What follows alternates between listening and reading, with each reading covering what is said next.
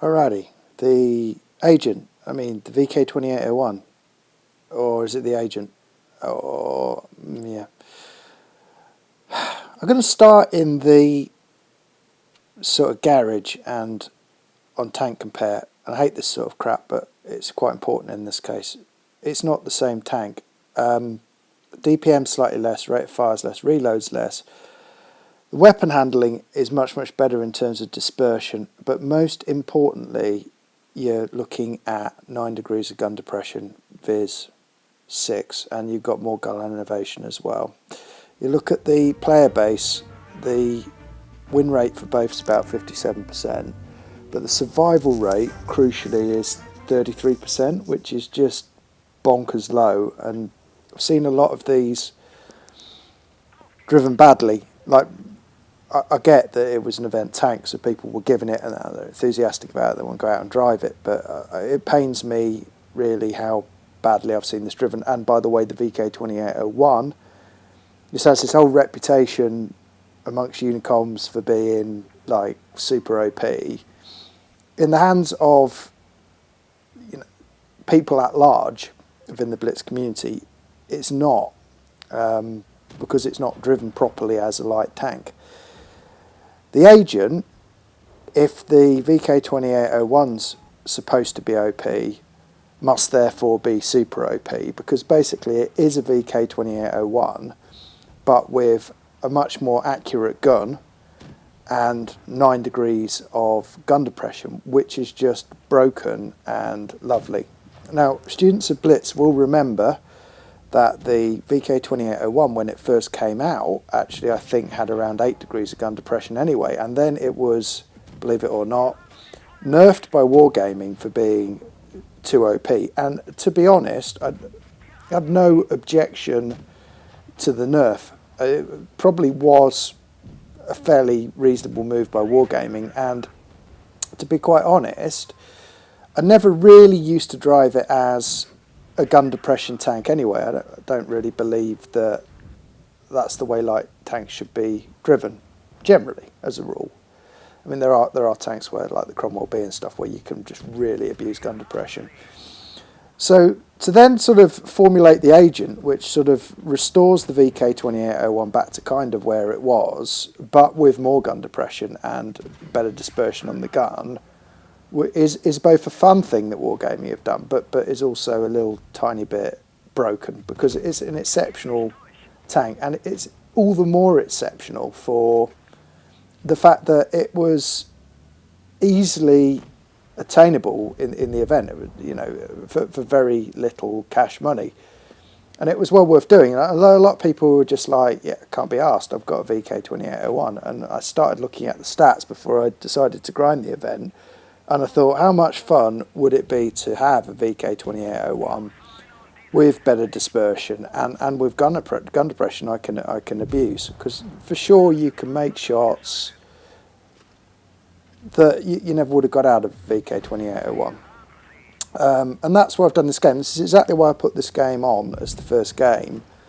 Because although it's not the most dynamic display of light tanking, what it does show you is if you can get it up high and look down on stuff, you can literally farm up and it will do just accurate, ridiculous damage without really ever being in jeopardy.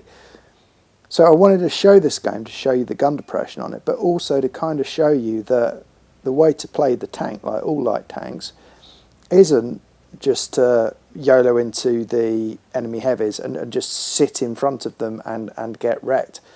It's a light tank. You've got to be a sneaky little bugger. You've got to be moving the damn thing around.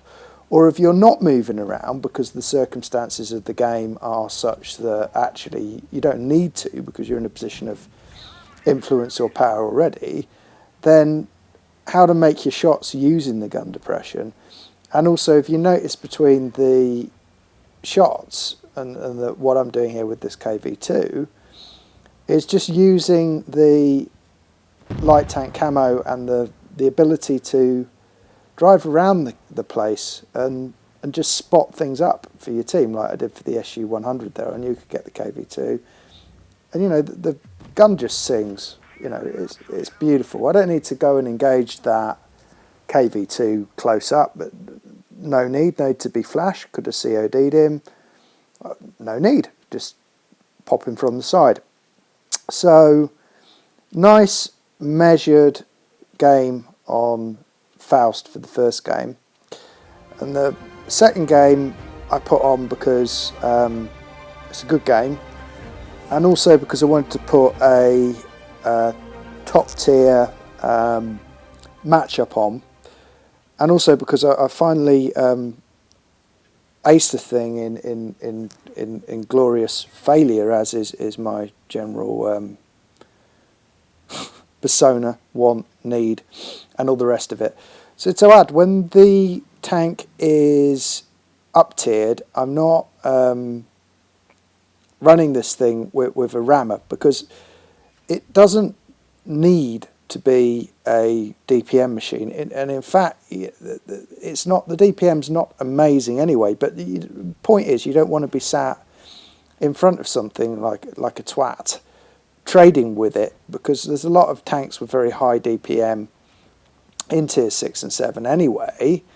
So why do you need to smack stuff really quickly on the reload? You're far better off running it with calibrated shells, so that you can get easier pens on things, and when you get up tiered you can still get through things, either with AP or where necessary with APCR, because things are just too impenetrable. So anywho, on this map I've pushed up into the middle. I believe that's fairly standard. I'd like to personally thank the IS-2 for being a complete knobhead and driving up behind me there so I couldn't pull back, so that cost me 135 hit points. Well done. What is wrong with them? They get to these tiers, and the amount of times you pull back and you got someone right in your arse, and you're like, right. He's now pushed over the top there and is just going to proceed to do not too much for the rest of the game. I'm going to sit in the middle and judiciously take my shots. So if you look at the gameplay, I've rolled up to the middle, I've spotted up the bulldog, I've done my job for the team, at least to start with, and now again I'm recamoing and I'm moving backwards and forwards using the gun depression I've got. When I see the push on the SU-100, I can use the outstanding mobility of the tank to get behind the damn thing, block it off, deal with it. That's a bad shot, by the way. I should have aimed that. I was being cocky. And I should have tracked it there as well, but there you go. It's late at night. Doing my best. Doing my besterest as usual. And then I'm in behind the VK, which is just, yeah, I could just farm him in the arse. He seems to be blissfully unaware of what's going on and probably tunnelling the Challenger, or who knows what he's doing. That there is the Gravedigger. That's inconvenient, isn't it? So I'm going to pull back, going to get the shot into the side of the VK, and then I'm going to bugger off, because I don't want any more to do with that Gravedigger shooting me for all my hit points and entering his clip. And as we all know, hey, Gravedigger at tier 6, yeah, broken. And here we go, looking at the armour profile on it, I'm going to try and slot it in the bottom plate, which I don't do. I'm going to change up to a PCR, because I hate bloody Gravediggers. Give him one. And as you can see, it's actually quite a reasonable game all round. The VK's pushed up there. I'm going to blind shot that bugger. There we go, all gone. And now I'm thinking very carefully about what I do next. Very much like the KV2s in the previous game, we're dealing with the larger compadre of the KV2, the Smasher. And whereas my hit pool is relatively healthy, if that thing gets hold of me, I'm bollocksed, basically. It's game over. You really don't want to be hit by a Smasher or a KV2 or a KV1S or anything like that in a light tank, and that's well and good and fair. So I'm going to pull up here and I'm going to have a minute. The IS-2 is down to a one shot. I'm fairly certain the Smasher will poke and clear him. I mean, easy enough. And, you know, I'm not particularly inclined to help him, seeing as he got me wrecked earlier, the little twat. And then I've got the Gravedigger on this side, who somehow fucking spots me. No idea how, but okay, fair enough. And I'm thinking, I don't want to be set up here for Gravedigger. I've got a smasher over there. I'm really quite keen to get another shot into the smasher, but I can't do it because helpfully enough he's behind a freaking building. He's killed the IS-2, which is bad news for me, and I have a strong suspicion that the Tiger P is a noob, and I'm fully justified in that. So what I'm going to do is pop down here and basically try and farm a little bit of damage out the Gravedigger whilst it clears the Tiger P. Because as I'm fond of saying, boys and girls, you really can't save them all. Don't try to. You get yourself wrecked. And now I'm going to bugger off and use the strengths that I have in the tank. And like, without going on, the strengths I have in the tank is excellent dispersion and mobility. And I can just like literally use and abuse the light tank camo on the tank. I'm going to hit the corners of every single part of this map, and I'm going to use the accuracy of the gun to basically farm these guys up and try and get them out of the game.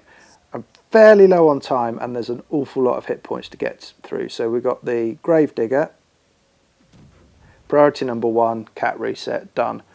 And I buggered off. He would have seen where the shot came from. He wouldn't have seen me, but he would have seen it. And if he's communicating with the rest, there you go. There goes the smasher.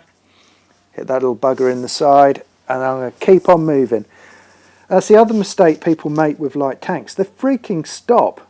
Like they stop to shoot. I know it's because they want to be sure and this, that, and the other.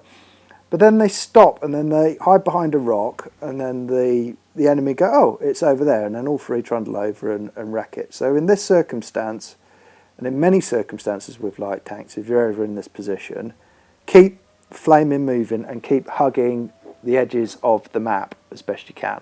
That's just the way to go. So they're now on 54. I've got 37 odd seconds left. I'm clearly not going to win the game looking at the hit points left to get through, especially on the Gravedigger. And I'm still up against 3 tanks. So I could, should I so choose, go for another reset and attempt to draw the game. But I never have believed in drawing games. You'll notice as well that I had to hit the Nashorn with AP because, like the Vk28.01, this tank does not have HE, which is a bit annoying. And now I've just got the Gravedigger. I'm going to try and reset, but... And there it is. I mean, glorious defeat as usual from me.